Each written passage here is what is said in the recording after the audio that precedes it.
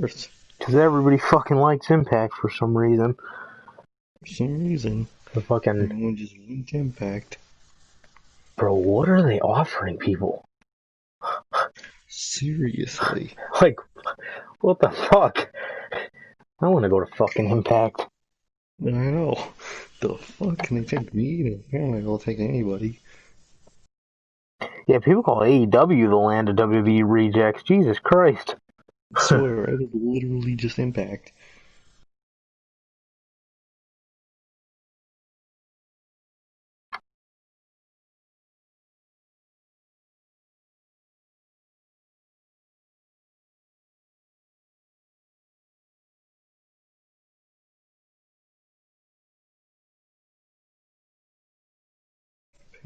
Yes.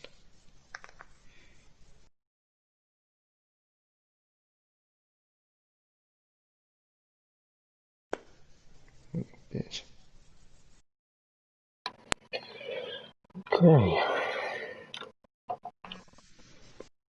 Bro, like, literally Instagram has not been giving me notifications for when you message me. Yeah, I used to do that with me. Hate I used when to you do that message. with me, with Izzy. I used to get in trouble. Fucking, Oh fucking. god. I was about to say fucking Impact. Fucking Instagram. Impact.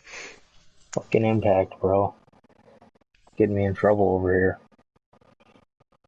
Fucking A. Swear, bro. Mentioned by Sir K. Oh yes. Yo, you should change your name to that, like Ryback. Like how Ryback Reeves now, instead of Ryan I Reeves. should, bro. You I should be should. Cirque. Yeah. Sir Change your K. middle name to K. Oh god, Sir K. Bruh. The fuck? Dude, what do you think your parents would say if you fucking told them that? They will be so confused. Just what? Because they, well, obviously they don't fucking know USRK. Yeah, exactly. Like, wait, why? This is my persona. What? This is my gimmick. That's my identity. The world knows me as Sir K, so gotta accommodate.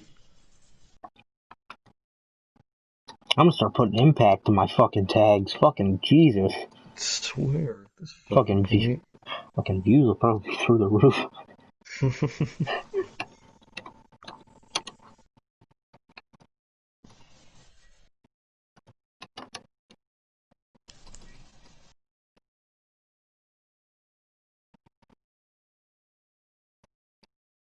How the fuck do you spell Aleister? It's the E first, or it's the I.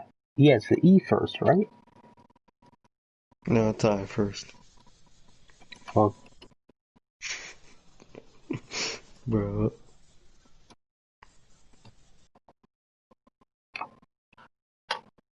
Is it really? I think I always spelled it with the E first. Hold on, I gotta look this up, bro. This is just pissing me off now. Oh, it is the E first. Hmm? I mean, in the hashtags, put it as I first.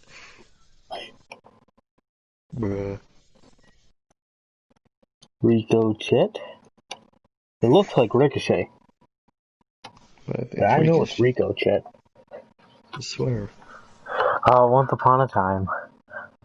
Once upon a time, God bro. damn. Ricochet. The man. Ricochet. Fucking A. Alright. What's the time? It is 9:09. I mean, Alright. fuck. Shit. Hold on. You gotta get it up. Fucking 4 minutes. Damn. That's it. How do we get past this? Bro, I think I got grease all over my table. Fuck, I gotta clean that when I'm done. Alright. God damn it. Fucking hands are all greasy. Okay. It's all good. It's all good. Alright. Let me just pull my notes up here. J. Okay. Alright. What is up, guys? We are back with another edition of the Notorious podcast, episode 16, part 1 of episode 16. On part 1 of episode 16, we will be doing on today our themed episode. What is our themed episode, you may ask?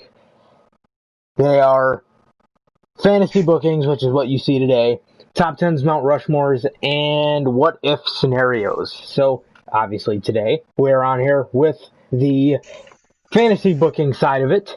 And yes, so if you guys do not know who I am, if this is your first time watching, I am the Johnny Mayhem, one half of the hosts of this podcast. And if you want to know who the other half is, that is the man, my man, the myth, the legend, Sir K. What's going on, bro? Nothing, man. It's a good ass day. Got my interview with Home Depot done. Yeah. Probably gonna get that call on Thursday that I'm hired. Hopefully, I think. Probably when they're gonna fire me when I go back. Damn. I'm I dead, bro. don't want to go back, bro. I swear, fuck that. I saw Aaron walking around. God, Oh, fuck. I don't like his ass. It's by the way he walks. God. He's a fucking asshole. Clearly he is, bro. But other than that, bro, this day was awesome, bro. It was good. It was really good. How was yours, bro? It's good. It's very good. I don't know if certain people watch this podcast, so I can't really say anything, but I'm working on some stuff family-wise. I'll be able to bring it up in a week time.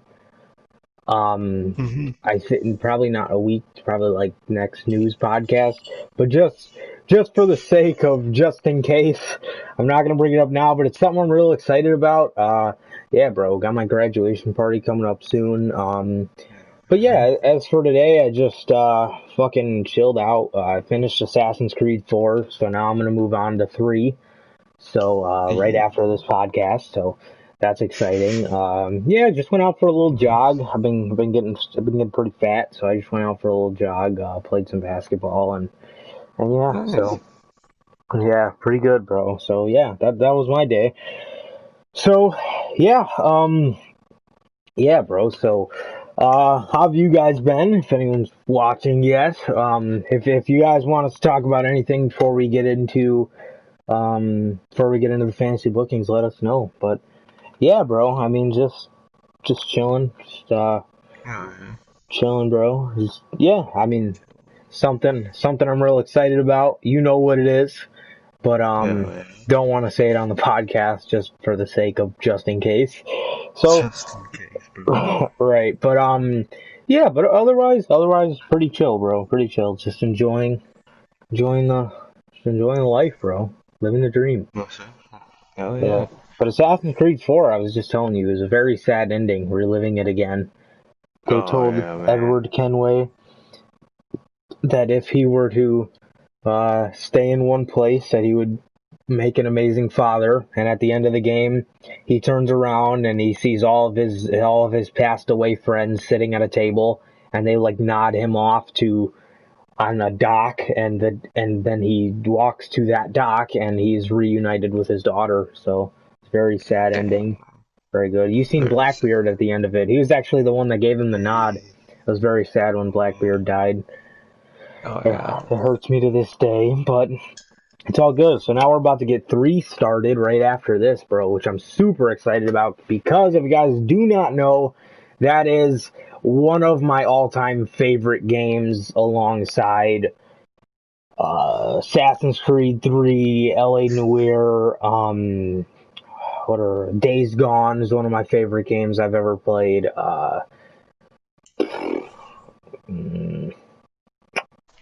Yeah, I'll fucking think about all of them right after we get out of the podcast, but the moral of the story is it's one of my favorite games ever. Probably one of my favorite games ever, if not the favorite game I've ever played. So yeah, bro, I'm excited. I'm excited for it. So what about you, bro? What other things have you been up to? Oh shit. God, I think my lights are fucked. Okay, never mind.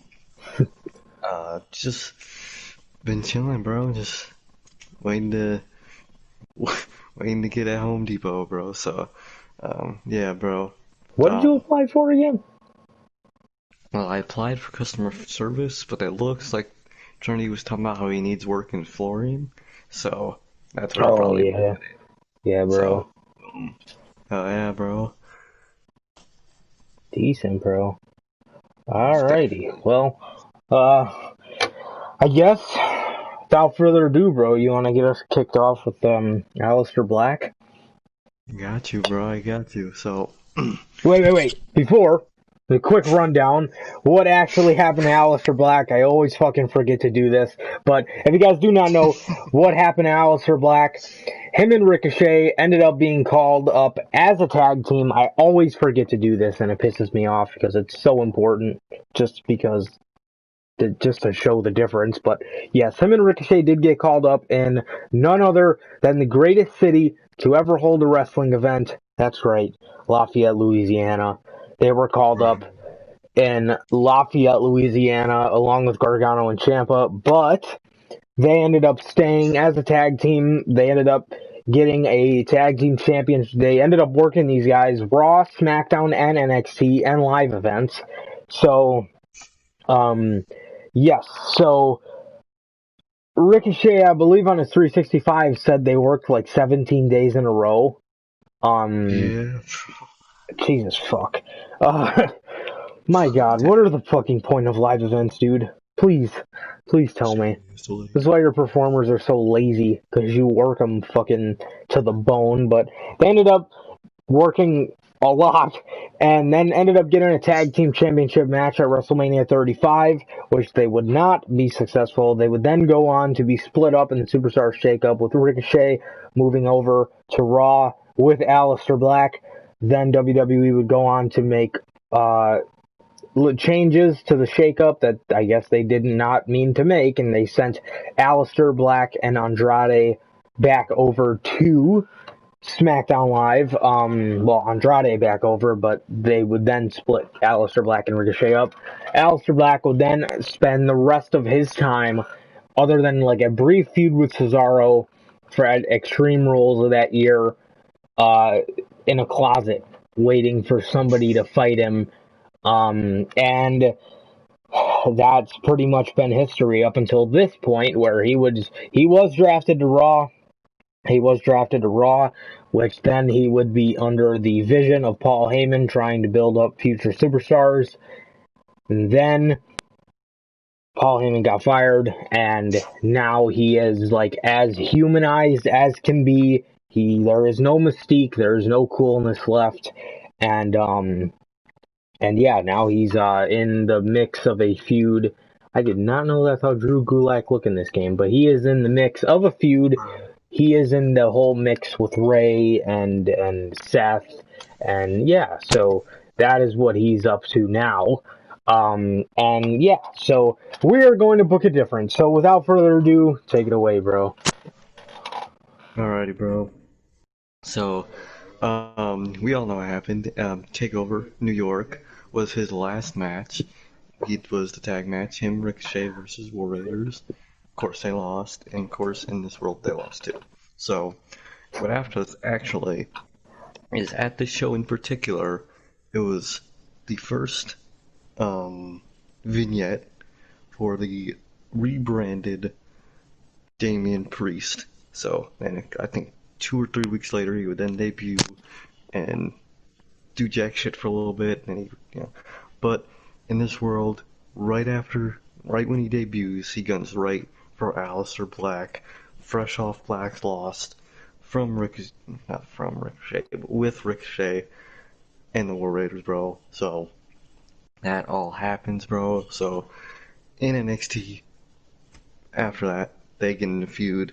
You know, would be the first, but now we're used to the Damian Priest type feud. He wants to live in infamy, calls out a big star. Sadly, in real life, he loses, but in this world, at Takeover, make sure I have the right Takeover listed down. Yes, at Takeover 25, Damian Priest beats Aleister Black, and that is Aleister Black's last match in NXT. That is his call up. So, last moment in NXT was putting over the Damian Priest. So, boom. Takeover 25 happened. Bow. Now, a couple days later, there is the Superstar, not Superstar Shakeup. It is the Super Showdown Saudi event, which I'm going to be renaming to Crown Jewel. And at this Crown Jewel pay-per-view, um, what will take place is, well, what take place last year too, but different time, is King of the Ring tournament, bro. So, King of the Ring tournament is announced for what will be Crown Jewel in, I think it was like 6 days later, so like 6 or 7 days later, boom, and Black, or Aleister Black, is put in it, bro. So, he's announced for that, for the King of the Ring tournament. Get two Super Showdown, and, the last matchup ends up being Aleister Black and Ricochet. And in that final match in the tournament, Aleister Black, after what I would guess if I was like booking the ending of the match itself, Ricochet does like a backflip off the rope and maybe gets caught in a black mass. Some cool shit into a black mass. 1, 2, 3, Black. Aleister Black wins. Um, Fuck. Okay, Aleister Black wins the King of the Ring tournament. Now, we know after a tournament, they put the little crown shit on him with the fucking throne. You know, he doesn't really care about the crown itself and shit. He doesn't care about the props. He's not Baron Corbin, so he's not paying no much mind to that. But then the interviewer comes up and asks, "Oh, I didn't even say what this is for." So when King of the Ring is announced, it is for a title shot at a world title of your choosing at SummerSlam. So that is what is announced. You know, what you win. So, you won. So the interviewer comes up, asks who he wants and what championship he wants to face. And he says, Seth Rollins, I hope you are prepared for SummerSlam because I want your Universal Championship. Now, in this world also, Brock doesn't come back and beat Seth for it, because fuck that, so, he challenges Seth for the title at SummerSlam. A couple weeks later, on Raw, Aleister Black comes out, and then he's about to talk, and then the OC come out, beat him up, you know, shit like that, man. Beat his ass, puts up a fight, but 3-1, no chance. So, after that, okay, Black then challenges AJ Styles to a match at the upcoming pay-per-view, Stomping Grounds. They start to build their feud. You got the OC in it. They're trying to do their heel shit. Aleister Black's just trying to fight him off and shit. Not babyface-esque, but just fighting them off. Just, clearly just annoyed by their presence, basically.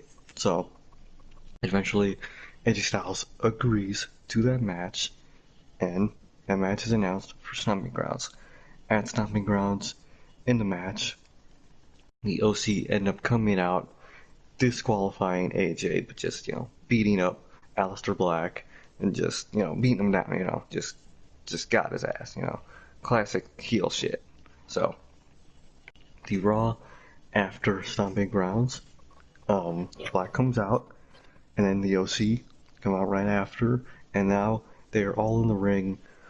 It is Aleister Black facing them alone, and 3 of them facing him. So, boom, set up a little right there. And Aleister Black has a mic, and all he says is, I could chase for a one-on-one with you, AJ, which I know will never happen.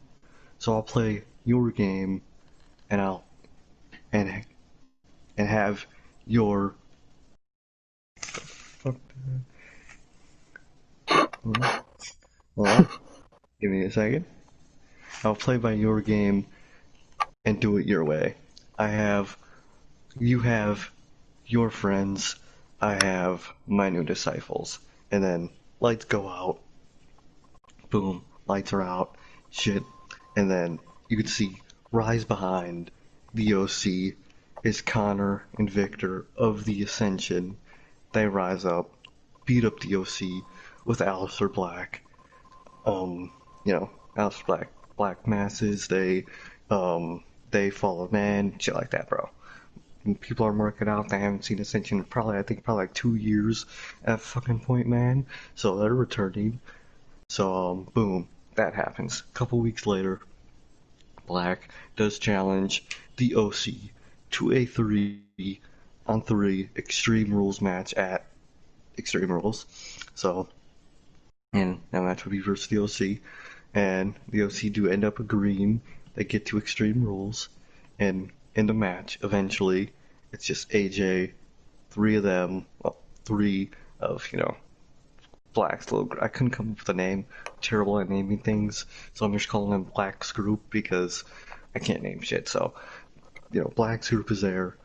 All three of them end up getting in the ring, and it's just AJ.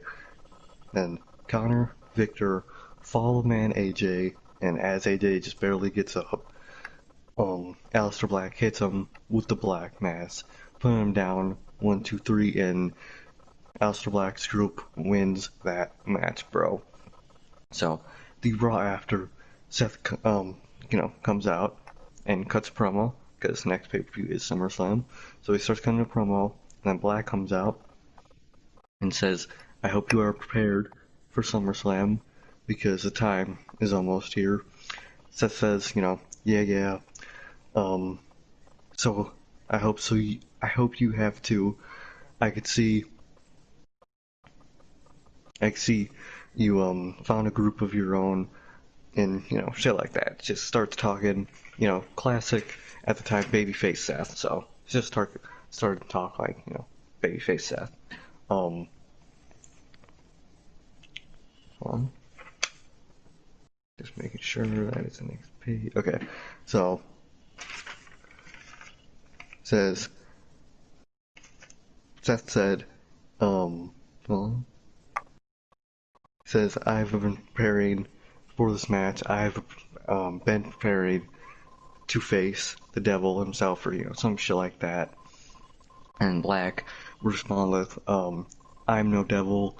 The only devil here is around your waist."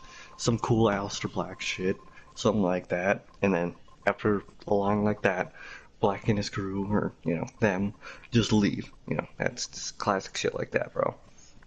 Eventually, before SummerSlam, they get to the contract signing, where both of them, just two of them, Connor and Victor are not there because, or Connor and Victor are there actually, but they're beside him, and they are doing like the classic Aleister Black look down, not painted, not like just focused on whatever's in their mind, not focused on what's in front of them. So they're right there doing that shit, man.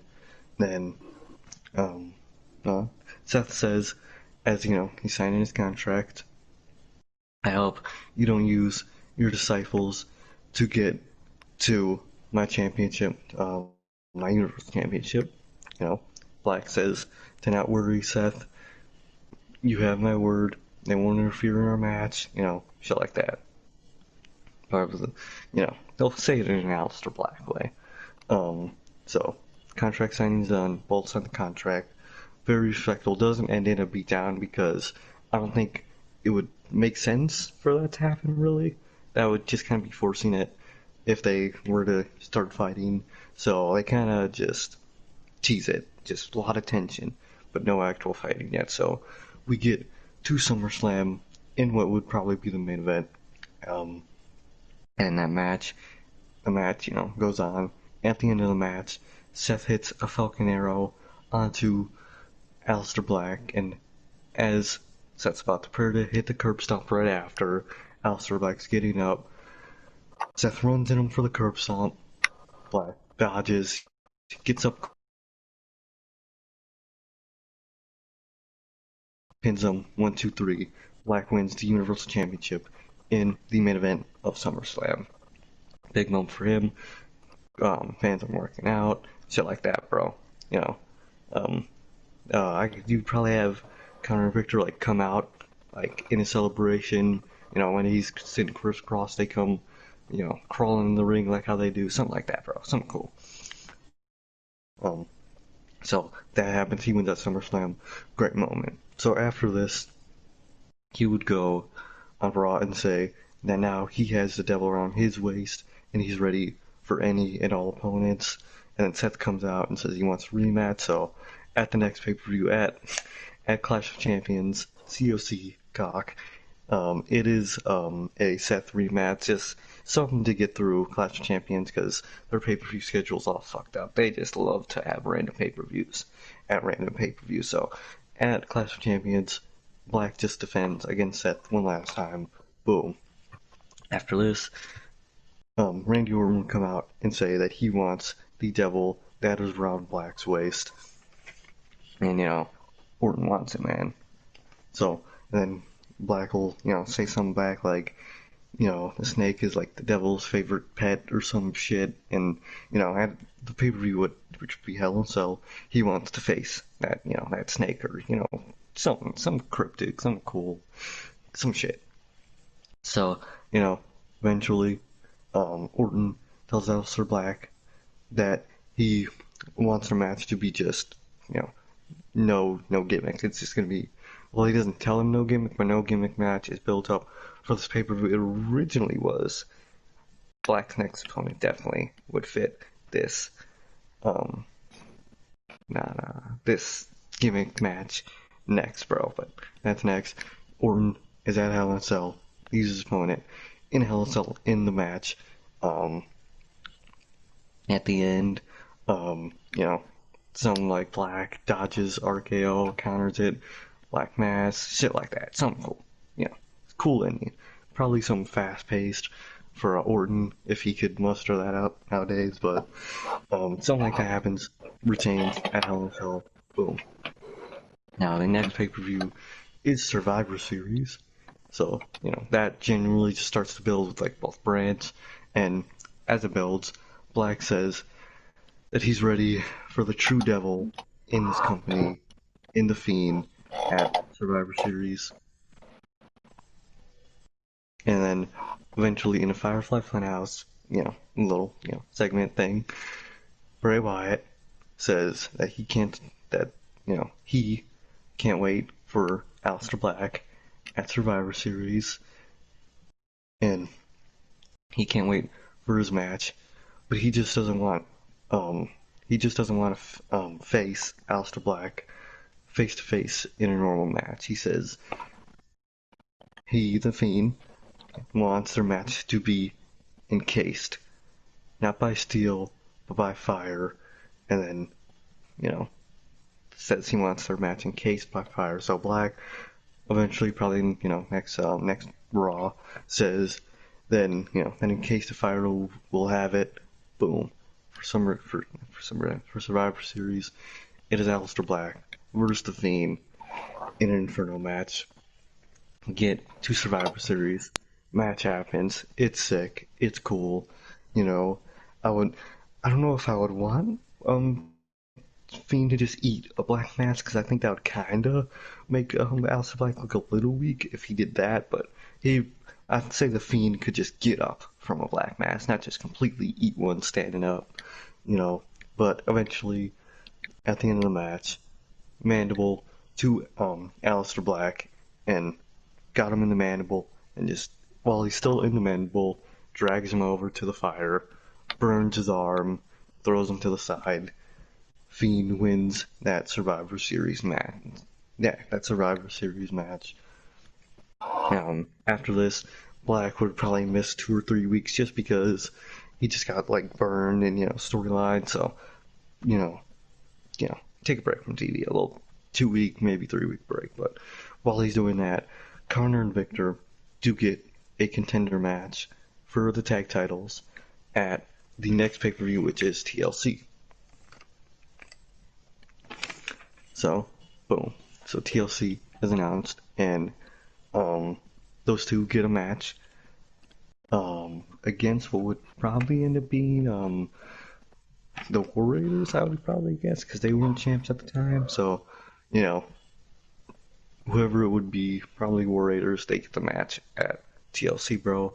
And also, what is announced for TLC, Black must defend his title versus, well, no, Black announces, over some vignette screen that he will host a open challenge at TLC, you know, and he gets TLC. Conor Victor win their match. They get a title shot at would, you know, people are assuming at the time to be the Royal Rumble, and then later in the night, Black has the open challenge. KO comes out, and they have their match, but in the end, Aleister Black wins the match clean. Black Mass, 2 KO, 1, 2, 3, boom. So we get to Royal Rumble, and Conor and Victor get their challenge at the tag team titles. I think, if I'm not mistaken, the War Raiders were champs at the time. What time? Survivor Series? Royal Rumble. Yes. No, Royal Ooh. Rumble. Yeah, I. Were they? Who the fuck? No, I think So they lost them to Gallows and Anderson by then. okay, so I'm gonna guess not Gallows and Anderson because that won't make sense right now, but it's just someone. Okay, let's just say Street Profits. So they are facing the Street Profits at um, Royal Rumble for the titles, man. So boom, and then Black also will defend his title tonight or Royal Rumble against a Buddy Murphy. You know, and then at the Royal Rumble in their matches, Conor and Victor win tag titles. Great moment for them, and then Black defends clean yet again at the pay-per-view, bro.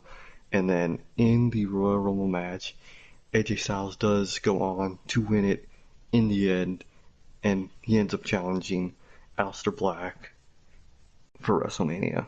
So, right after Black gets up, he says to AJ, "We've been through this before, but now you're trying again, and you want my Universal title. You want the devil around my waist.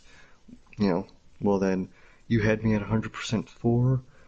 Now I will do nothing but I wanted to say like destroy you, but like something like that. Nothing but like destroy your career or something like that.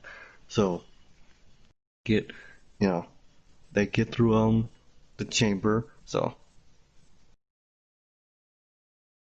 um yes. So what ends up happening is Gallows and Anderson want a contender match for Conor and Victor's titles at Chamber. They get the match at Chamber. They win it. You know, Black and AJ don't need to be even like have matches at Chamber. It doesn't really call for it. So they kind of don't have Chamber matches or matches at Elimination Chamber. So and Conor Victor ends up saying to Gallows and Anderson that in the hellish wasteland, it will just be filled with the remains of the OC's career. Some cool like that. Bringing back the wasteland, mentioning it again. Just, making old NXT marks have a smile on their face. Eventually, does get to the contract signing where both OC, Black's group are up there. Both groups are at the contract signing. AJ says he can't wait to take the Universal title, the Devil, and then no one will ever be able to beat him for it. Shit like that. Black tells him, your old back can't carry this Devil anymore, and at WrestleMania 36, your last big shot will bounce back and finally end your career and put in the grave or some shit like that. So, boom. We get all the way to Mania, where Conor and Victor retain their titles, and in what would probably be the main event, I would hope, is the main event, Aleister Black will end up retaining by, as AJ is about to hit a phenomenal forearm, in midair, he gets black masked. 1, 2, 3, Aleister Black retains at WrestleMania, cementing his career and his call up, bro. So after this, I would say that Black would probably end up losing it at SummerSlam to probably like a Drew McIntyre or someone that level. So after Mania, They'll probably lose it at SummerSlam to someone Drew's level, bro. But that's what I got for an Aleister Black main roster debut, bro. What do you got? Okay, bro, I like it. I like it. The Ascension, bro. I fucking forgot those guys even existed. Swear, bro. Alrighty, so Aleister Black, main roster call-up. So we are going to bring him up the SmackDown specifically, after WrestleMania 35. So he will not be at 35. No debut in Lafayette, Louisiana. No fucking tag team with Ricochet. None of that. None of that. Okay.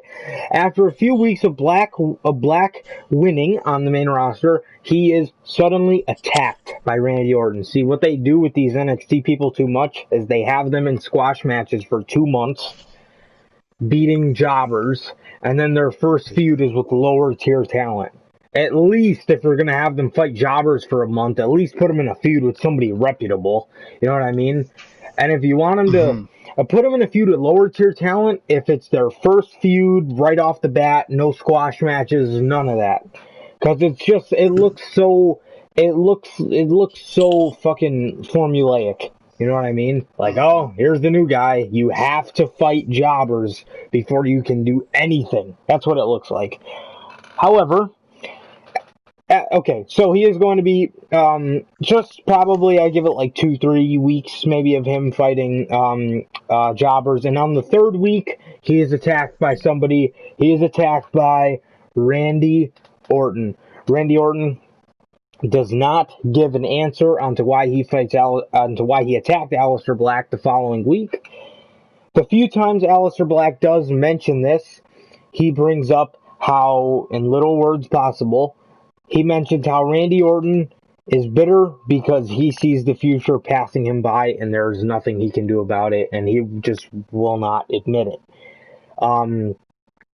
Aleister Black will then go on to feud with Randy Orton through Money in the Bank, with Aleister Black winning this feud. Just have Orton putting somebody over also, because when NXT people get called up, it's like they have to start from the bottom again. And it's like, that's what NXT's for, you know what I mean? Type thing. Like, you get built up and you go to the main roster and you basically just show everybody else that you're a star. But on the main roster, what they fucking do is have these people come in that were close to A, perfectly booked, and B, untouchable on the main roster, in NXT, and they bring them to the main roster and they have them completely start from scratch again. That is a horrible way to do business. Yes, so the very few times he speaks, he mentions things along the lines of basically Randy Orton being bitter because he sees the future passing him by, and he sees this huge star in Aleister Black rising through the ranks. And so they have a feud through Money in the Bank, so probably ending at about Extreme Rules. And Aleister Black defeats Randy Orton here in this feud. Obviously, I think these matches would be very cool, considering the fact that they have very alike finishers. And as far as that quick pop, that's just awesome. You know, you can catch anybody in a black mass, you could catch anybody in an RKO. So I think it'd be awesome to see these two guys styles clash. Okay, now on the night after Extreme Rules, on an episode of SmackDown, Aleister Black is backstage warming up, and the New Day come up and they start congratulating him backstage for beating Randy Orton, and they're going to be dancing around him, and Aleister Black is not going to be paying too much mind, but you could tell he's getting a little aggravated, like, what the fuck are you guys fucking dancing for? Type thing. And Kofi says congratulations to Aleister Black. It took him 11 years to fight that battle. Kind of throwing some shade at Orton there, because Orton is the reason that Kofi was never pushed, as we know that. And back in 2009, and he will say it took him 11 years to fight that battle, and Kofi, what the fuck? Oh, instead of wins, I put mins. Jesus Christ. I don't know why I put that, but yes. So Kofi says that it took him 11 years, and congrats to Aleister Black on getting him out of the way in his first 2-3 months on the main roster.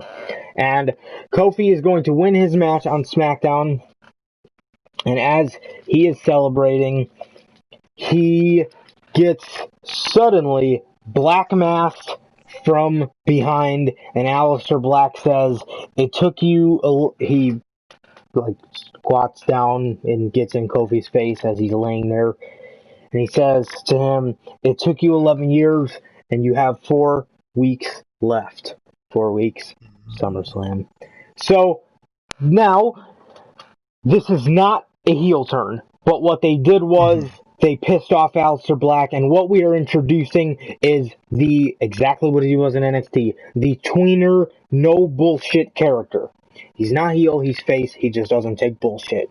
That's what made Aleister Black so fucking cool in the first place. So, at SummerSlam, we will have Kofi versus the tweener, no bullshit, Aleister Black. That's what we're going to announce him as. Like the new Daniel Bryan. We're going to have the tweener, no bullshit, Aleister Black. So, so Kofi versus Aleister Black for the WWE Championship at SummerSlam. And Kofi Kingston, just when he thought he was going to kick his reign off into the summer, Aleister Black meant every word he said, because Kofi truly did have 4 weeks left, because in 4 weeks' time at SummerSlam, Aleister Black defeats Kofi Kingston, and he wins the WWE Championship, and they and they will feud through the fall, probably having some kind of Hell in a Cell match. I think that would be very cool. And yes, Kofi feud over the fall. Aleister Black will go on to, instead of having a champion versus championship match at Survivor Series, Aleister Black is going to lead his team in the Survivor Series. He is going to lead Team SmackDown against Team Raw and Team NXT. And yes, Team Raw will be led by the Universal Champion, whoever that is, and NXT will be led by the NXT Champion. I believe at the time it was Brock, which I don't really see him doing that, so we'll say Seth. And, or no, the Universal Champion was The Fiend. Well, that doesn't fucking matter. What matters is it's fucking Seth Rollins. The Fiend's not gonna fucking lose that goddamn Survivor Series. It's fucking Seth Rollins. And the NXT champion at the time was Adam Cole, pretty sure. Yes, Adam Cole. So, whatever. Aleister Black leads his team to the victory, but Team NXT comes very close by the help of their team captain, with the last 2 members with Aleister Black. Now, Aleister Black goes on through the Royal Rumble, and he will be in sort of a mini feud with DB, kind of one of those like blow-offs at the Royal Rumble that they kind of do every year. Black will then go on to have one last championship defense in the Elimination Chamber, and after the match, the lights dim, and Aleister Black is challenged by the 2020 Royal Rumble winner, Velveteen Dream, which is also the NXT team captain that gave Aleister Black a run for his money back in November. Interlocking storylines. Take notes, WWE. Aleister Black will then go on to feud with Velveteen Dream and defend his championship against the Dream. Assuming none of this happened, sort of just a fantasy booking type thing, obviously, and he will go on to defend his championship against the Velveteen Dream, with Dream playing mind games, and now he wants, instead of Aleister Black to say his name, he wants Aleister Black, as obnoxious as Velveteen is, he wants Aleister Black to hand over the WWE Championship. But Aleister does not oblige, and this leads to a match at WrestleMania. And Velveteen Dream beats Aleister Black at WrestleMania, calling him up to SmackDown Live officially with a nice start. Something that a lot of these NXT talents do not get when they are called up. Velveteen Dream is the new guy on SmackDown. He is a prodigy. He is amazing. Considering all of this stuff didn't happen, but yeah, bro, we get, us NXT marks get to show the world what we loved about the original Takeover War Games, which was Black and Velveteen. That's one of everybody's favorite NXT matches. One of everybody's favorite NXT feuds, 100%. I believe it won Feud of the Year that year. These guys are made for each other, bro. They're like fucking Shawn and Taker. These guys are just like that, bro. Honestly, Oh, they yeah. really are. Yes. So that is how we get Aleister Black called, or Velveteen Dream called up, nonetheless, to the main roster after WrestleMania 36, and he will debut on SmackDown Live as your new WWE Champion. Now, as for Aleister Black, this guy can rebound. Seeing the way we booked him, he can finish out his feud with Velveteen Dream, and after that, bro, it's the rebuild. It's the rebuild, man. You got to build him back up, and he can easily be an IC champion. Just because the main roster likes to do stuff like this, maybe some kind of tag team with Dream, eventually down the line, where those guys become tag champs. That would be pretty interesting. That'd be a cool little, tag team. Velveteen Dream and Aleister Black. A lot of people forget it, man, but these guys are like Gargano and Ciampa. I wouldn't. As far as chemistry goes, as far as Oh, their feud, well, they haven't really had like a really long feud, but I feel like you could put these guys together fucking any day of the week and it'll be money. You know what I mean?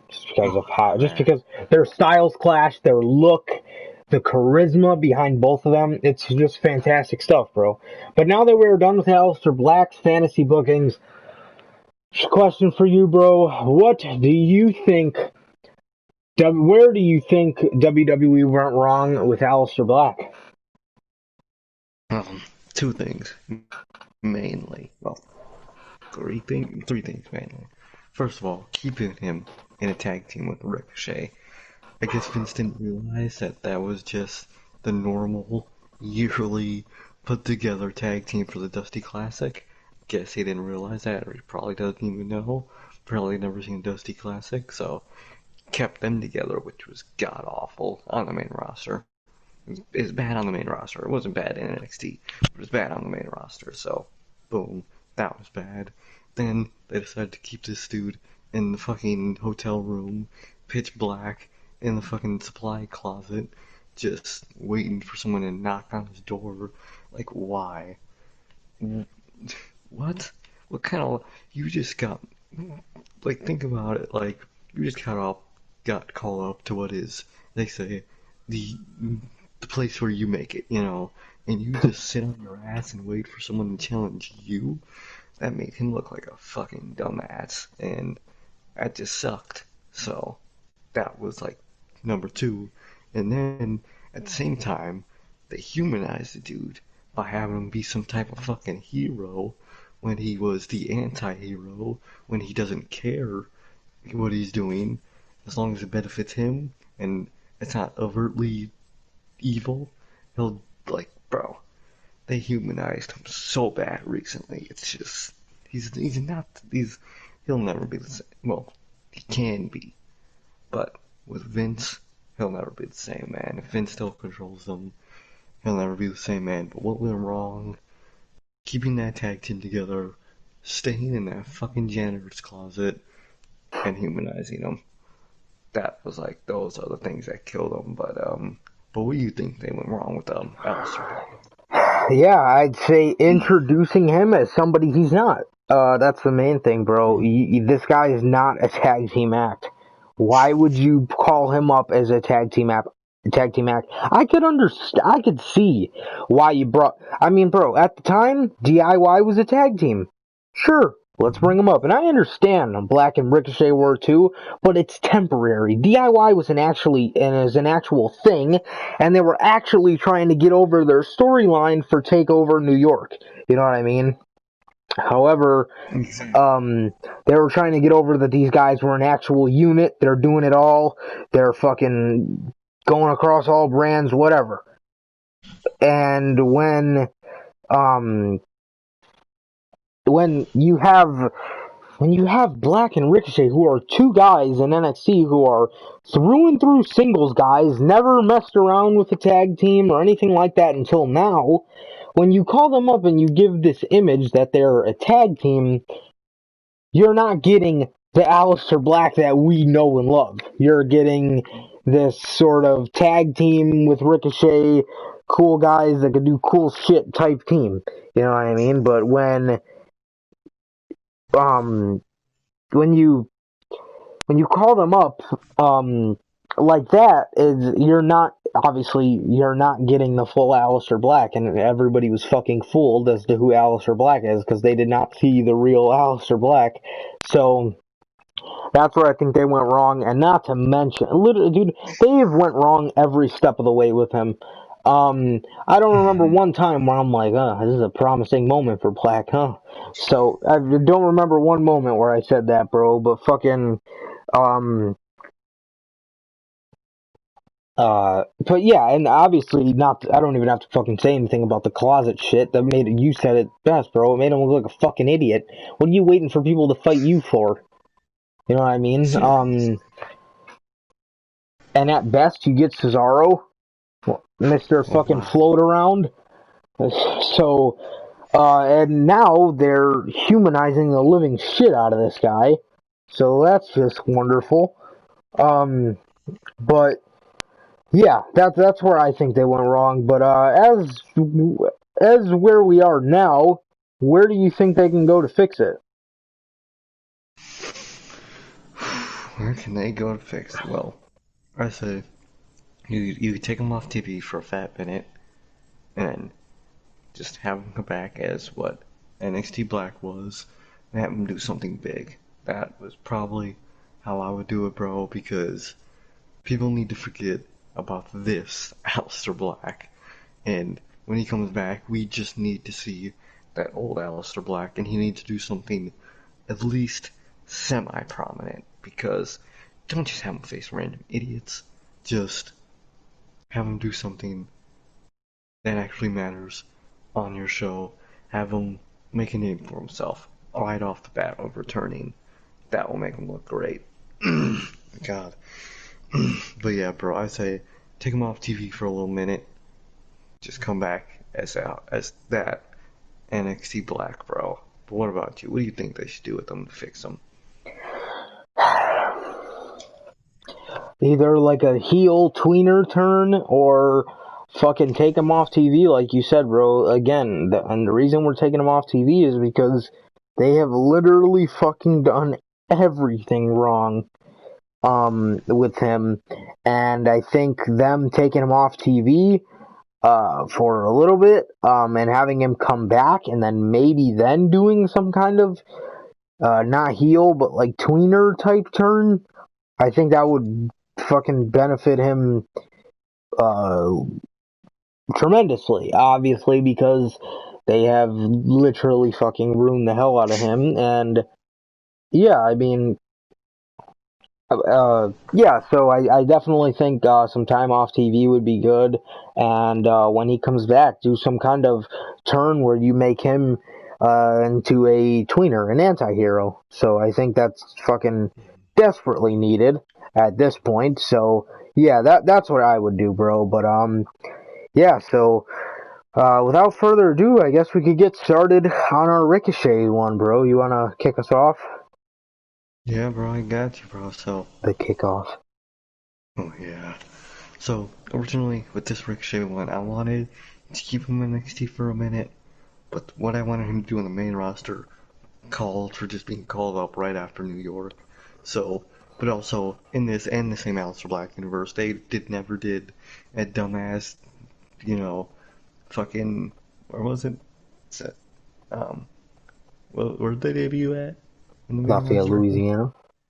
They never debuted at Lafayette, Indiana, not No, fucking Raw, Louisiana. Louisiana. Like, never got called, never did that little call up. Okay, so boom, they were just in NXT the whole time, doing their own shit. They lost to Viking Raiders. Boom. So after this, so after losing to the War Raiders, um, and in a row, um, Ricochet, of course, would be called up. Now, the Raw after, what would be Mania and Takeover, they already start talking about Money in the Bank, which was the next pay-per-view that was happening. So they start talking about Money in the Bank, talking about Money in the Bank, and they're starting to call or set up contender matches and whatnot. So like the first contender match is Sami Zayn and Braun Strowman, and Sami Zayn beats Braun Strowman. They don't have a dumbass feud that they had in real life. They just get that over with. Zayn wins. He's in that match. Boom. So the rest of the contenders are the same match. If you want me to pull it up, I can. But um, it was, if I'm not mistaken, Baron Corbin, Sami Zayn, Ali, McIntyre. I'll bring it up. Andrade and Finn. Andrade and Finn, yes. And then also, I'm going to replace Baron Corbin in that match with leads to one last match. The the week, the night before the go home show is that contender match for the last spot, and it is a mystery opponent versus Apollo Crews in the main event of SmackDown. In the main event of SmackDown, Apollo comes out, and then Ricochet does come out, debuts, and has a match with Apollo on that SmackDown the night before. No, I'll make it the go home show to Money in the Bank. Main event, SmackDown, go home show. He debuts, and in the main event, he beats Apollo Crews and is the last announced for that match. And then, so yeah, boom, that happened before this. Zayn was talking about who this mystery opponent is. He doesn't care. He'll win anyway. It was heel Sammy at the time. So before that main event, he was talking heel shit about that match. So did I fuck up? I did fuck up. So this wasn't the fucking go home show. I'm dumb.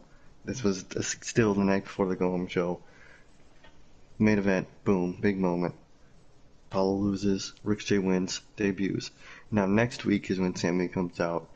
He starts talking about Ricochet and the Money in the Bank ladder match. Then Ricochet then comes out and he says, well, he says, I wrote "Listen, Man" at the beginning, but I think that's how Ricochet kind of talks. But let's just say he says something besides "Listen, Man." But he says, I know you're an amazing athlete. I know you're amazing in this ring.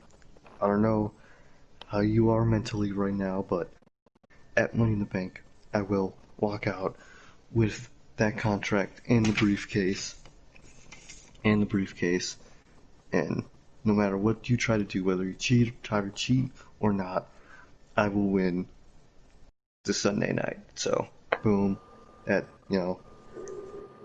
gets to Money in the Bank, and in the Money in the Bank ladder match at the end, bro, it was competitive, great, amazing match, like how it was. No Brock interruption, and at the end, man, Sammy, well, well, at the end, okay, so earlier in the match, Sammy got out what looks like a different, well, it doesn't look different, but he got out his own ladder, you could say, out from the ring, sets it up, and then later in the match, near the end, Ricochet starts to climb it because he thinks he's the only one up and in the ring. As he's climbing it, Sami Zayn comes up from, wherever he was, probably laying dead on the outside, comes in, and those little clips that between the ladder that keep it Hmm. together? He hits them off, and they just break away instantly, both of them, and the ladder breaks in half, you could say, like through that little, they come, they're not joined together anymore, and Sami Zayn pushes the piece that Ricochet is still holding on to out of the ring, knocking out Ricochet. I would probably put like a breakaway ladder or table there for Ricochet to crash through. So Ricochet looks to be dead on the ground, man. And then, like 5 minutes later, Sammy ends up getting the another ladder out, setting it up as he starts to climb. The camera's only focused on Sammy as Ricochet. We see Ricochet. Fuck. As we see Ricochet fly into frame onto the ladder. He's kind of under Sammy, hits him off, throws Sammy off, you know, climbs there as fast as he could, grabs a briefcase, winning the Money in the Bank ladder match with the briefcase in hand, bro. So that is how Money in the Bank will go off air, bro. In the Raw after, he's kind of celebrating, he's happy. He's saying that through cheating, through, all this, he did it, and now he has a chance to make his career, shit like that, man.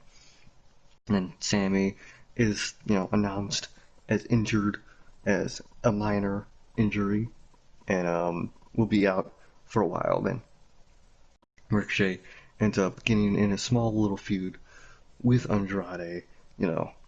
Vega and Andrade.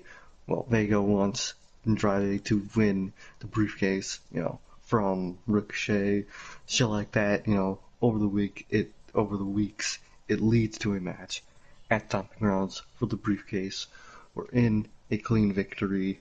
Um, Ricochet defends his briefcase, beats Andrade clean, celebrates, and as he's celebrating, Sami Zayn does come back and attacks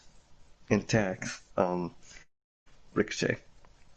After the Raw after Stomping Grounds, Sami Zayn gets on the mic and talks about how he wants revenge, he wants redemption for how Ricochet embarrassed him at Money in the Bank and whatnot, and how he's going to wrong his, well, right his wrong, fix his wrongs. Fuck, you know what I mean. Wrong, rewrite his wrongs. Yes, gotta rewrite his fucking wrongs. Couldn't think of how to say when, but he says that. So, it eventually leads to Ricochet, probably not the next week, probably the week after that, coming back. He's back from getting his ass beat, and he starts, to talk about how Sammy's delusional, delusional in his mind, and this isn't Sami Zayn, and all that type of shit. So eventually, it leads to the Extreme Rules pay-per-view in an Extreme Rules match. So it all leads to that at Extreme Rules. In the match, Sammy does. It's not for the briefcase. It's just an Extreme Rules match. Sammy does beat Ricochet by rolling away. So the chair eventually gets slid in the ring, and as Ricochet's about to hit the 630, you know, Sammy's laying down. He rolls out of the way, and under him was a chair, like chair laying flat, and Ricochet does land 630 just right on the chair. Sammy throws him up, throws him in the corner, haluva kick, 1, 2, 3. Sami Zayn does win that Extreme Rules match, and just got that victory. So after they rebuild another match, but around Ricochet finally beating Sammy once for all, getting him off his back, and trying to show Sammy how how wrong he is in his head and shit like that, man. So builds up. Ricochet's doing, babyface Ricochet shit. Sammy's doing his I'm a heel with the ego, but deep and down because I'm a failed babyface, that type of shit. So that is Sammy's mentality, and of course Ricochet is just, the babyface he is, man. And that match is announced for they have a match announced for SummerSlam, and at the same time, like in real life, but different, it is Kofi and Orton at SummerSlam, but in this situation, it is a cage match, so that is announced. And in the match at SummerSlam, in Sammy Ricochet match, man, Ricochet does end up beating Sammy clean from 630. You know, Sammy probably tried to cheat but failed. So, and then eventually Ricochet just won clean. So after this, in a normal, as you can kind of see, you know, Ricochet celebrating, Sammy's kind of looking around, looking at himself, reflecting, you know, Ricochet gets down from the top rope and celebrating, gets Sammy up, they like handshake, hug, Sammy's seen the error in his ways, goes on with his life. So, boom. So that match ends, and the main event happens with Kofi and Orton, man. And I'm saying it's going to be sadistic Orton, and he's beating up Kofi. Kofi's fighting back as he could, hard hitting match, and eventually, in the middle of the match, they are both on the ground, knocked out from some big spot. When they are knocked out, we hear Ricochet's music as he runs out, and well, also Orton locked Kofi in the cage. That's something he did. He locked the cage from the outside, so no one can escape. So Ricochet runs in, gives a briefcase to the idiot on the outside.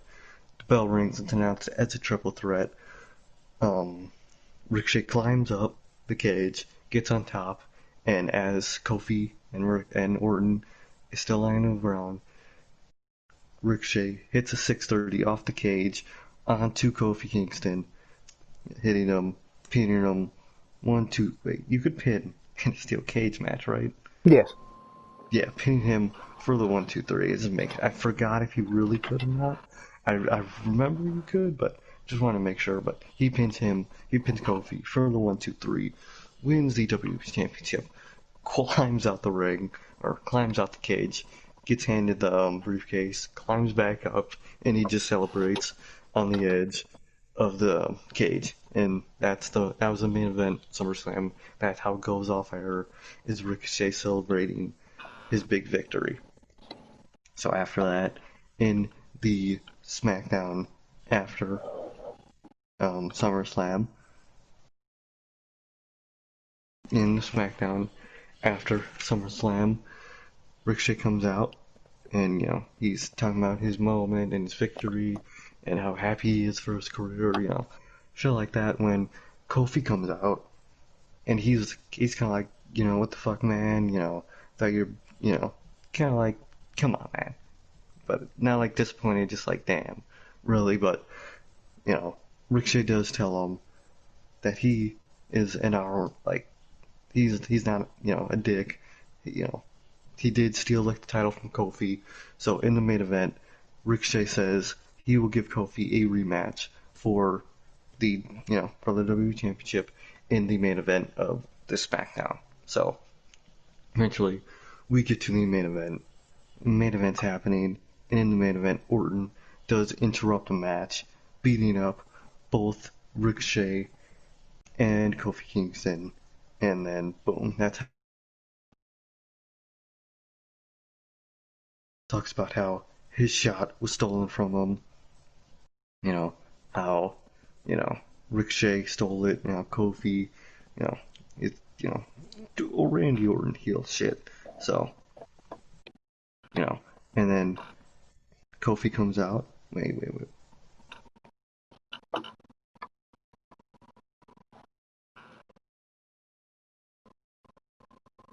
Huh? So Orton says Orton says he has patience and he wants Kofi to get his loss in so he could face Ricochet alone without interruptions. He says he can wait for Ricochet to be worn down. So he like kind of steps back for a minute to let Ricochet, Kofi do their thing so he could take over after. But over the weeks, it is announced Ricochet versus Kofi, class of champions, and in that match, Ricochet does retain against Kofi. Babyface handshake and shit. Kofi accepts his defeat. Boom, that happened. So after this, on the next SmackDown, Ricochet is of course attacked by Orton. Orton saying he wants the match at Hell in a Cell, and then Orton's heel tactics, heel maneuvers, actions to Ricochet end up creating a stipulation.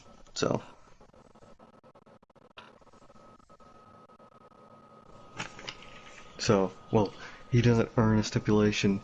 It is set up on a match in SmackDown of Kofi versus Orton, and if Orton wins, he gets to pick the stipulation for him and Ricochet's title match at Hell in a Cell. So that goes on, and in the match, Orton does win, and Orton does win and picks a Hell in a Cell match because Hell in a Cell pay-per-view. So Hell in a Cell.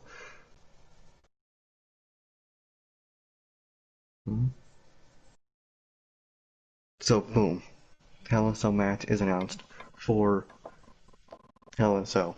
So boom, we get to Hell in a Cell. We got through little contract signing, all that.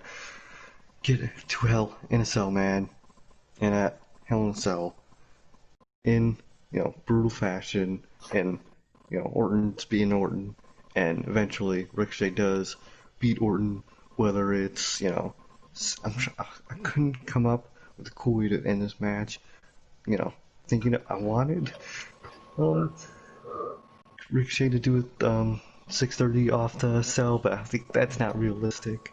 So let's just say he does he probably like hangs off the side of it in the ring and just does a 6:30 off the side of it onto or some cool shit, and he wins the match, retains against Randy Orton on SmackDown after Orton comes out and he says that Ricochet might have gone through Orton, survived Orton, but Orton knows that who he's got next, he won't survive, man. So next week they're starting to talk about Survivor Series because that is, of course, the next pay-per-view, and the whole brand versus brand is built up, man. And of course, the Fiend is champ, and eventually the Fiend, well, the same night that Orton says that, the Fiend attacks Ricochet. So Survivor Series built up, in the match. Match happens. Ricochet might look a little weak, but of course the Fiend cannot lose, especially to Ricochet. No offense to Ricochet, but the Fiend can't fucking lose. So the Fiend does win the match, but I say he beats him kind of in the same way he beat Aleister Black, because I forgot to mention this. The way he beat Aleister Black was when he dragged Aleister Black to the fire. Aleister Black was still fighting, and in the situation, Ricochet was still fighting, and he eventually just passed out. So was it a mandible pin? It was a mandible pass out to win. So that's how Ricochet lost. So not that buried. But then right afterwards, in post match, Ricochet gets up. He's dusting himself off from the lost when he gets attacked by Brock Lesnar. SmackDown after, Heyman comes out and talks to Ricochet and tells him that Brock is coming for what he wants. Well, he wants his, he's coming for what he wants, not caring about Ricochet, shit like that. So, build that match. Eventually, gets to a contract signing where Ricochet refuses to sign, and then Triple H does come out and gives an ultimatum to Ricochet where he has to sign, or else he'll just be stripped and fired. So he's forced Man, to sign that contract for TLC, man. So get to TLC, and at TLC, Ricochet gets buried, just kind of like how he was in real life, man. Just buried, lose the title, fans are pissed. JD's going off, we're going off, pissed. No one's happy. Brock wins, he's the champ. People are pissed. So after TLC, Ricochet says, though management did screw him, he's gonna work and he's gonna come back and he's gonna take what was stolen from him. And then he just goes on the next week's just winning matches, proving himself, and he wants a spot in the Royal Rumble. They're not giving him a contender match because the Royal Rumble, they either just put you in it or make you do a contender match. So that's what they're kind of doing. So yeah. So eventually Triple H does come out and tells Ricochet that since him and the fans believe that that Ricochet was screwed over, he is giving Ricochet a spot in the Royal Rumble match because, they're so nice and, shit like that, playing up to that, heel management shit. So, gets to a Royal Rumble, and I say at like number 25, Ricochet comes out. He's working, he's going great. Probably like early 20s, I would probably say he comes out at. He's working, he's getting it, bro. He's winning, and at number 30, Randy Orton comes out, and there's three people left, and Randy Orton does eliminate Ricochet, and then, of course, um, Randy Orton would get eliminated himself. Someone else would win. The winner doesn't matter.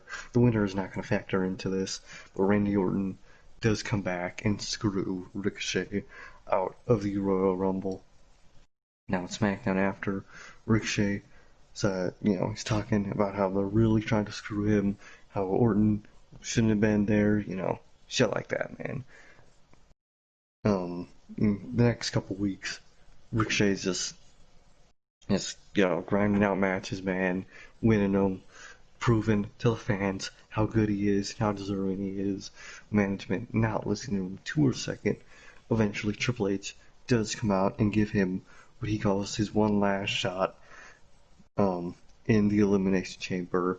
And whoever wins the Elimination Chamber will face Brock Lesnar at WrestleMania. So the chamber is built, and in it is Chad Gable, Ricochet, Apollo Crews, Jeff Hardy, Shinsuke Nakamura, and the last announced is Randy Orton. So we get to Chamber, man, and in the Chamber match, it goes Apollo eliminates Shinsuke, Gable eliminates Jeff, Gable eliminates Apollo, Orton eliminates Gable, and finally, with the 6:30 off of the pod, Ricochet eventually eliminates Randy Orton, winning the match, getting his big moment, getting his big victory at, um, you know, Chamber, getting the match at Mania against Brock Lesnar. Now, after this, um, of course, it is built for Mania. He'll not do anything at Fastlane. Because first of all, fuck Fastlane, and second of all, he doesn't need to. Unless he wants to do the babyface, I'll have a match to prepare, and I'll take a match. So if he wants, if he would want to do something like that, he could, but he doesn't have to. So get through that. Heyman's roasting him on the mic. Ricochet's just babyfacing her up, saying that he'll do it for the fans. The fans hate Brock. They're tired of seeing his ass. He's tired of seeing his ass. Shit like that, man. Get to the contract signing. Um, in the contract signing, Heyman is grilling him again, of course, as Ricochet signing. You know, Brock flips table over, kind of, passed on to Ricochet, intimidating Ricochet, but Ricochet fights back. But in the end, in the contract signing, Ricochet does get his ass beat in the contract signing. And then it does eventually lead to WrestleMania, where in the main event of WrestleMania 36, Ricochet in what I would say probably like 2 or 3 630s beats Brock Lesnar, winning back the WWE Championship in a big moment, man. Fans are marking out. If there would be fans out, I'm still gonna say there are fans. The fans marking out, man. They're going crazy. Everyone's excited for Ricochet, man. Great moment. He gets his moment, the confetti and all, man. So that is his big moment at WrestleMania. And I would say he could probably hold it, knowing them, probably till SummerSlam, but just to be generous, probably till Royal Rumble, or maybe next Mania even. Just have a good, decent second title reign with that title, man. But that is my main roster debut booking of Ricochet, bro. Let's hear yours, bro. Alright. Okay, so. Okay. Dude? Alright. Here we are. What'd you say? It's okay? Dude? Can you hear me? Yeah, I can hear you. Ah, shit.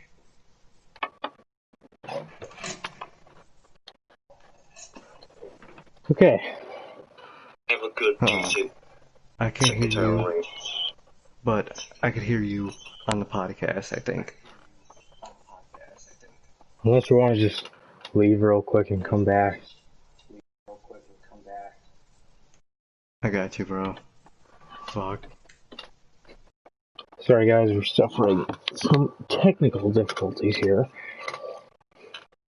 It's okay. We'll be back shortly. Just PlayStation problems.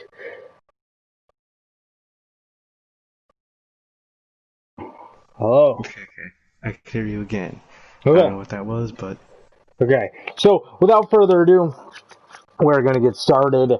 The night after WrestleMania 36. Yes, you heard me correctly. We are going to keep Ricochet in 2 years. We are not going to call him up only a year after. He had so much more to do, so many more matches to put on, and it was way too fucking early. So, he would eventually come up to Monday Night Raw the night after WrestleMania 36. God, that he wasn't even born yet, I don't think.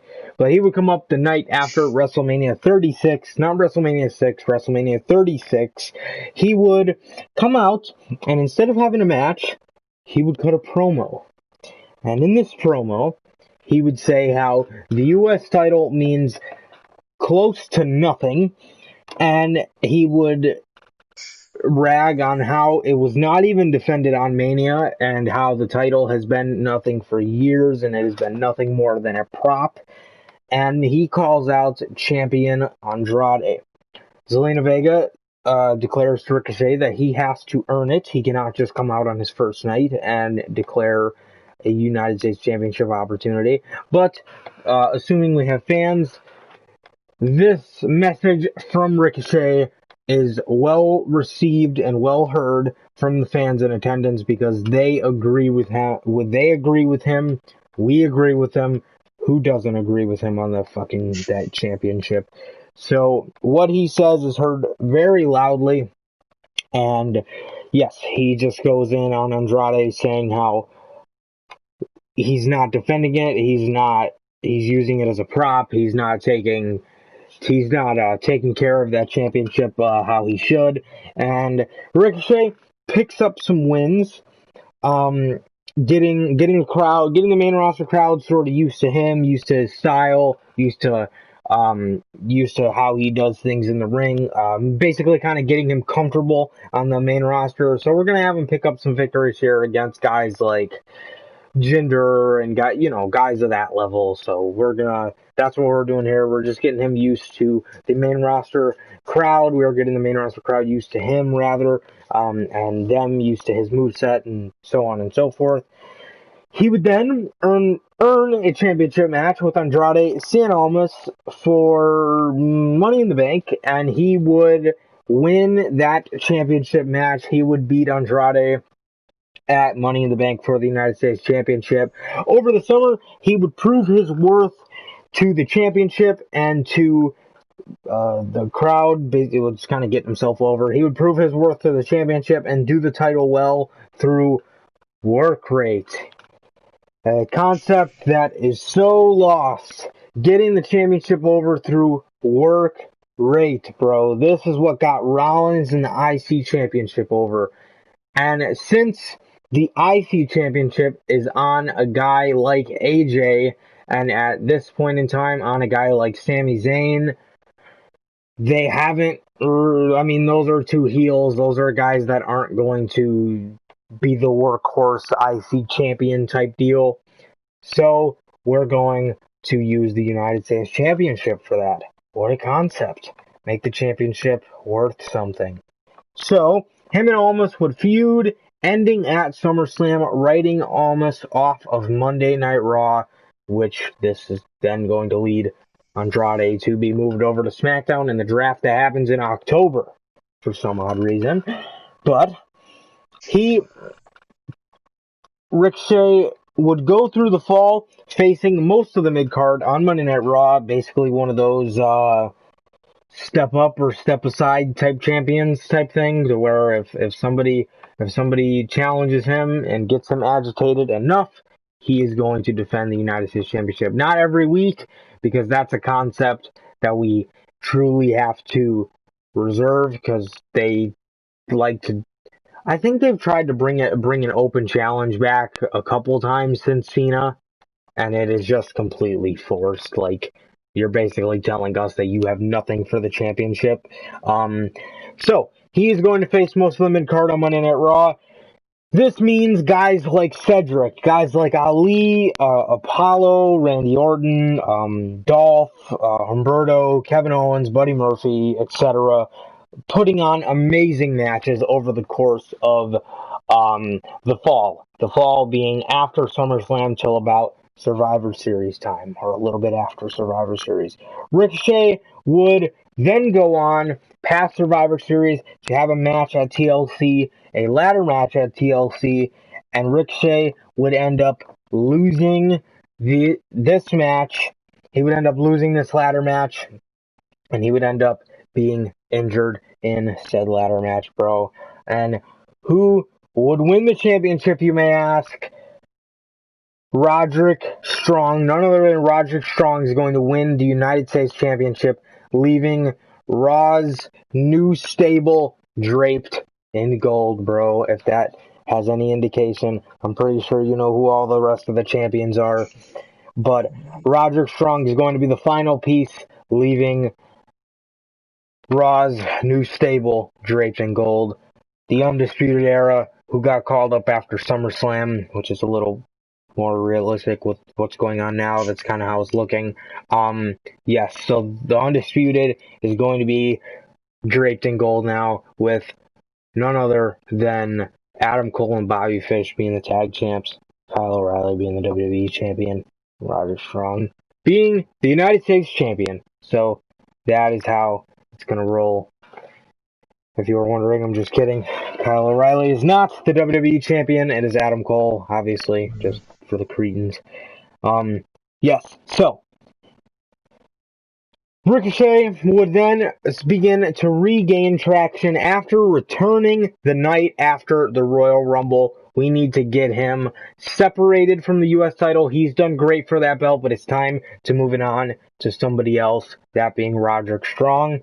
And yes, he would then return and after the night after Royal Rumble, regain enough traction to earn him a spot in the number one contender Elimination Chamber, being that the Royal Rumble winner obviously comes from SmackDown in this booking. So what do we do on Raw?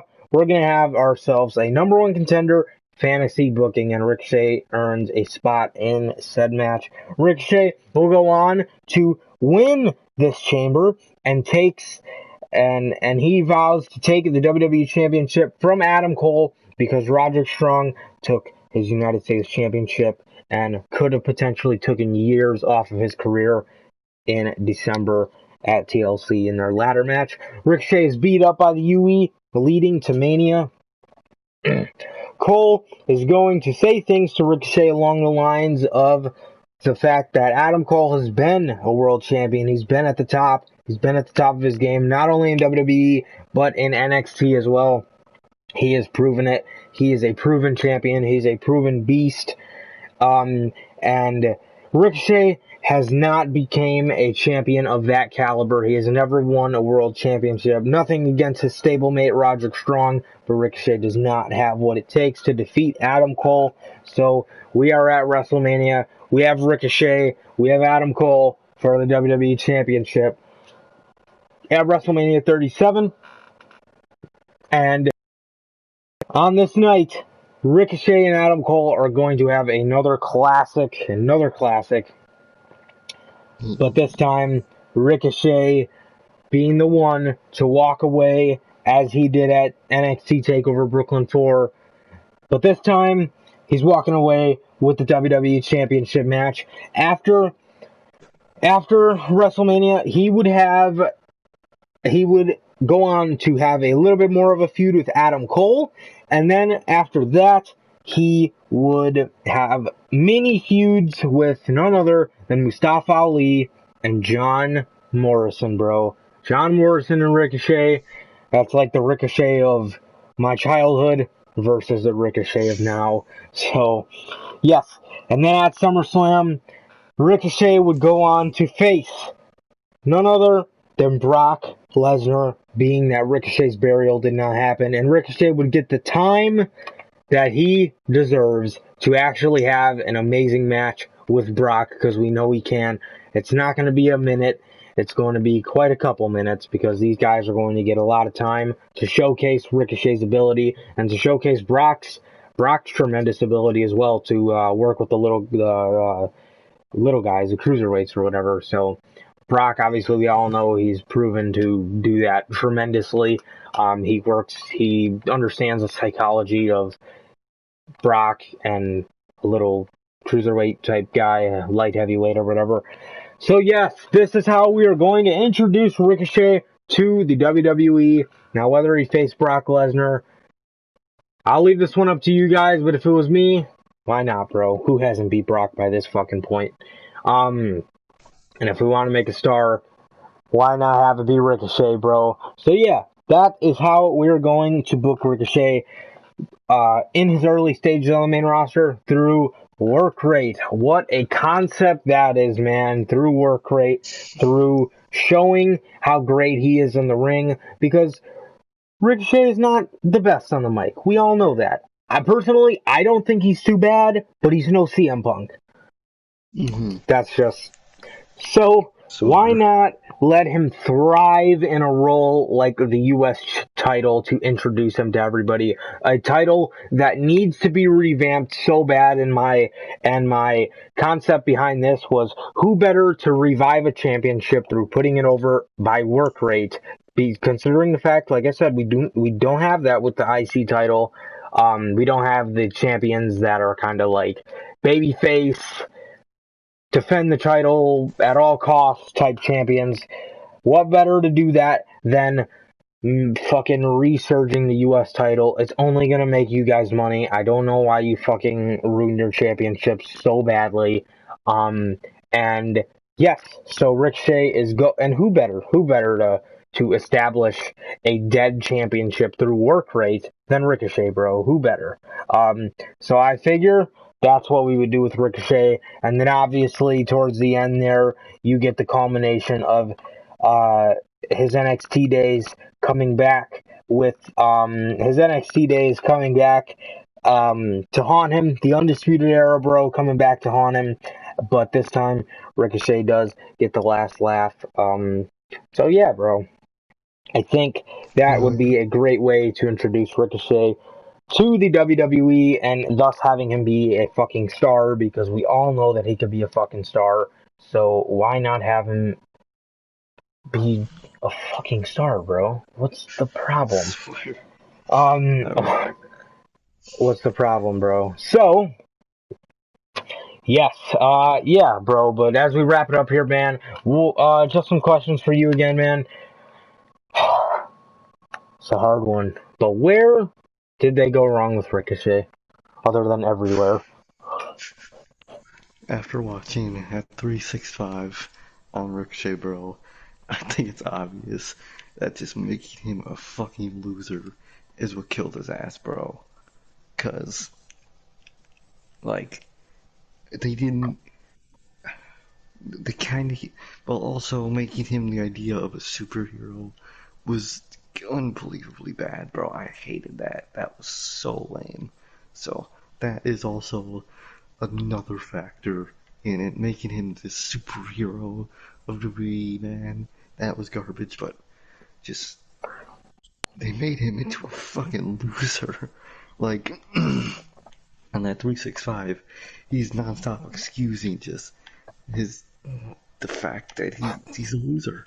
He, like he doesn't win matches. He got buried multiple times. Like, dude, just be consistent with him. Make him not a loser. Like that's where they went wrong, bro. They just made him literally the definition of a loser, and he's on the fast track to becoming ascension levels of forgetting how good someone is. Because, my God, is he amazing? And people are already forgetting that he's amazing, bro. So, where did they go wrong? That superhero bullshit and making him such a loser. But where do you think they went wrong with Ricochet? Other than everywhere,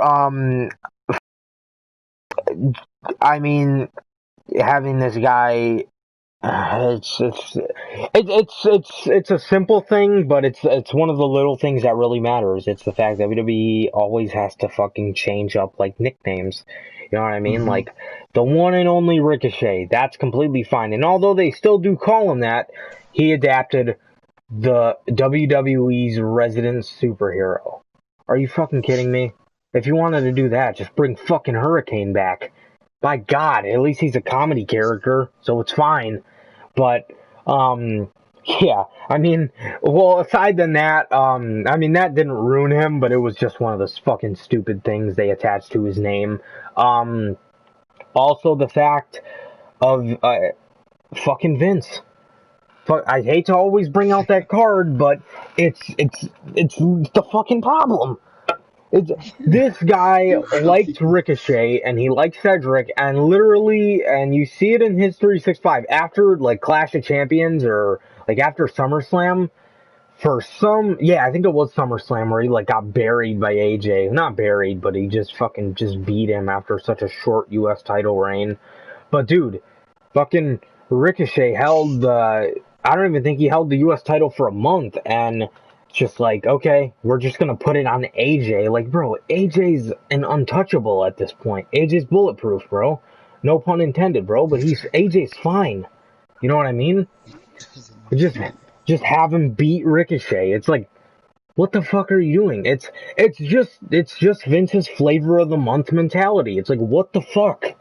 Be consistent, like you just said, bro. Be consistent. That's all it fucking takes. Be fucking consistent.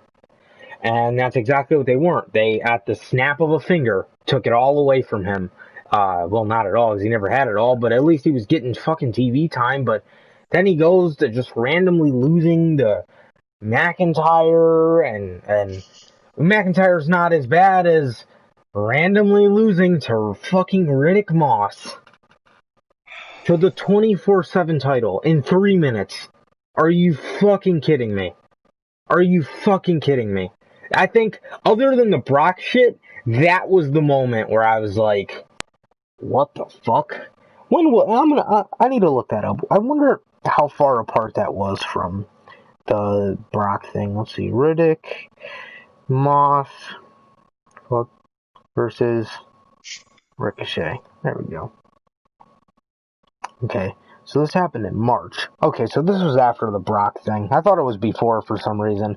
Well, that was the nail in the coffin, if you will. But yeah, I think the Brock thing was fucking. Now that I'm pretty sure that comes before it, or it might. No, it definitely comes before it. Yeah, after that, dude, that Brock thing, bro. What the fuck? What the fuck would you do that for? They Why? buried his ass for no reason. Bro, you're in Saudi, bro. Like, you have time. It's your fucking network. Bro, you're in Saudi. This is the time where you should not give a fuck. Yeah, you guys just go out there and have a great match. No. Why?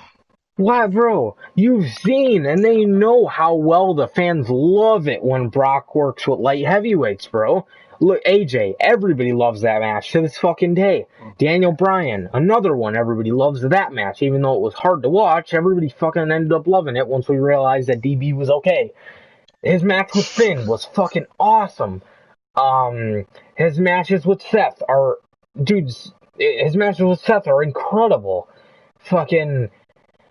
And Ricochet, the embodiment of that should be a good match with Brock.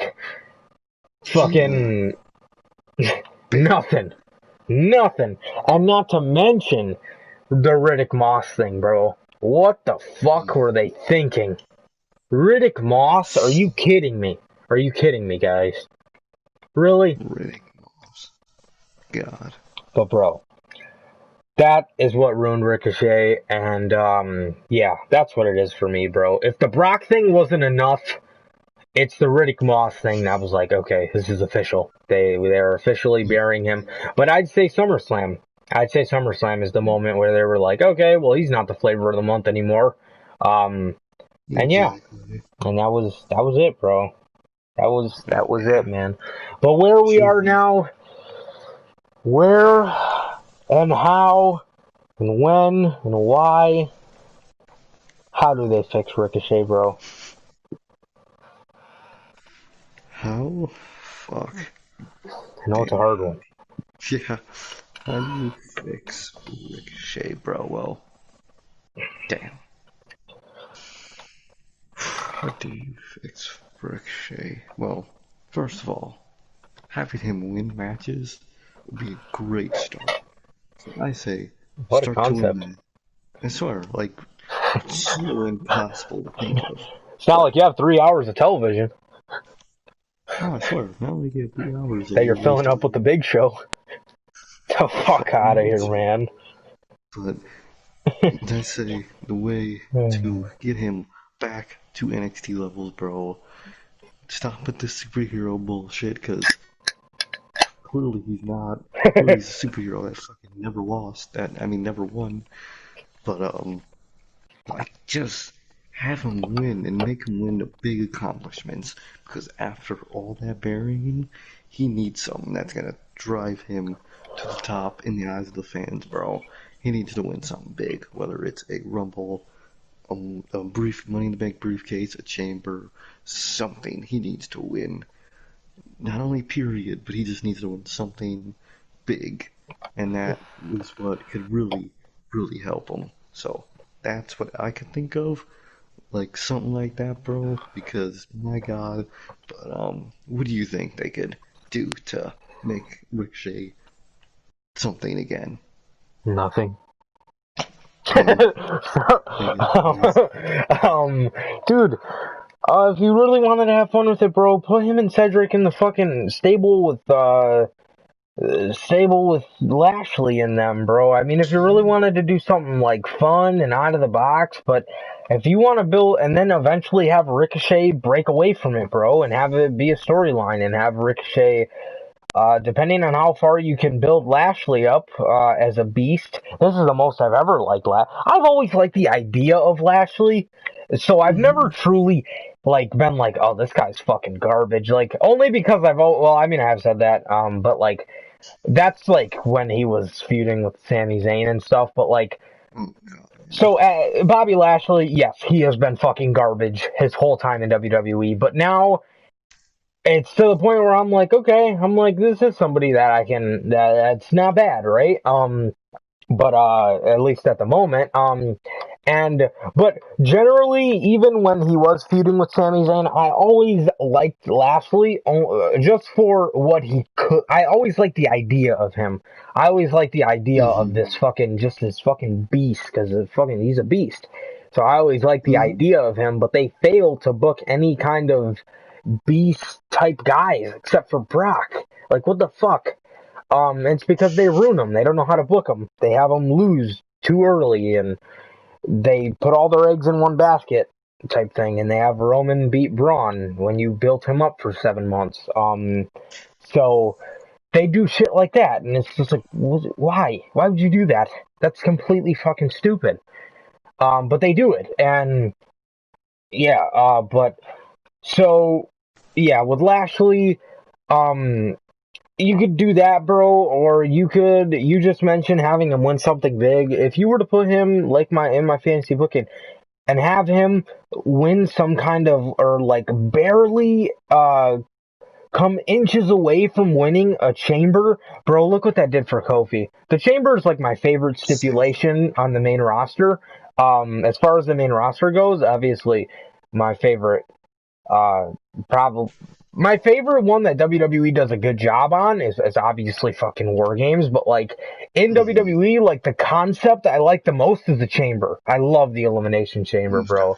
But obviously the one that they book the best is obviously fucking War Games. But Oh, but as far as like main roster goes, and my favorite concept in general, bro, is it's always been the Elimination Chamber. I've always just loved it. mm-hmm. It's just sick.